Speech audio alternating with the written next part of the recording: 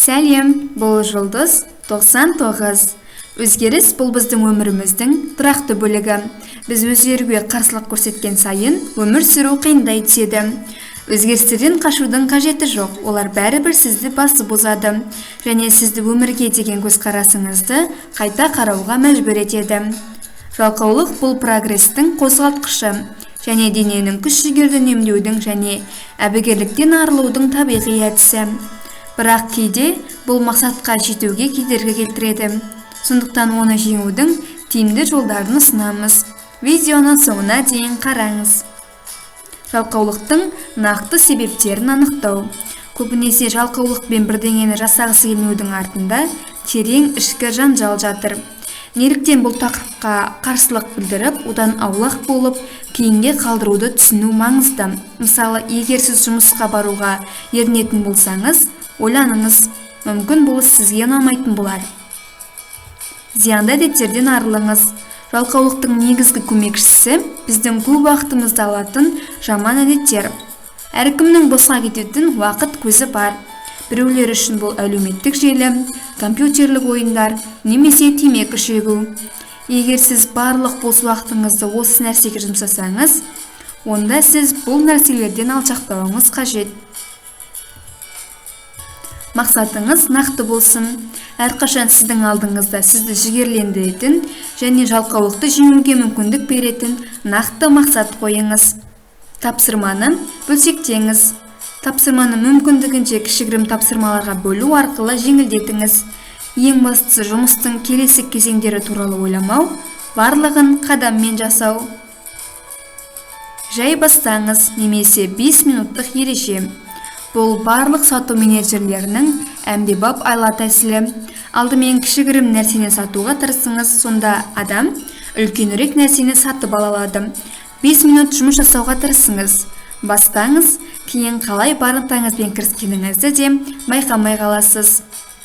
Ұнамайтын нәрсенің жақсы жақтарын табыңыз. Сізге ұнайтын жұмысты орындау, әрине, әлде қайта оңай, дегенмен жасауға ерінетін жұмыстарды жасап көріңіз. Егер сіз жағдайды өзгерте алмасаңыз, қанша уақыт кейінге қалдырсаңыз да оны жасауыңыз қажет болса, демалып, бұл процестен ләззат алуға тырысыңыз. Өзіңізді марапаттаңыз. Егер сіздің алдыңызда ұзақ жұмыс тұрса, өзіңізге ұнайтын нәрсемен марапаттауды ұмытпаңыз. Оқу, дүкен, кофе ішу, тіпті серуендеу. Сондықтан сізге ұнамайтын нәрсені істеу де оңай болады. Жұмысты позитивті түрде жасаңыз.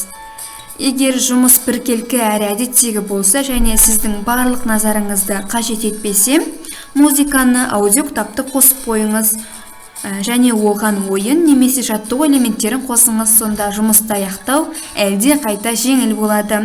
Келесі жалқаулықпен күресу техникалары. Мен 80 жастамын жаттығуы. Елестетіп көріңізші, сіз 80 жастасыз. Сіз жалқау болып қалдыңыз және қазіргі жағдайды өзгерту үшін ештеңе жасамадыңыз.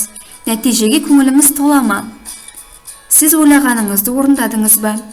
Елестетіп көріңіз, жаттығу шынымен пайдалы. Өз перспективаларыңызды сипаттаңыз.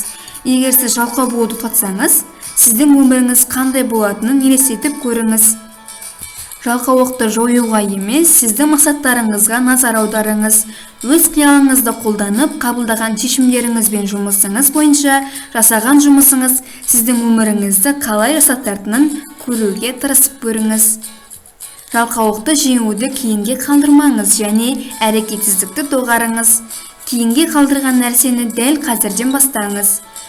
Және осы кезде 2 минут ережесін қолданыңыз. Психологтардың айтуынша, аяқтауға 2 минуттан аз кететін нәрселерді ешқашан кейінге қалдыруға болмайды. Әлеуметтік желідегі заманауи адамнан көп уақытты қажет ететін есептік жазбаны жою үшін 2 минуттан аз уақыт қажет болады.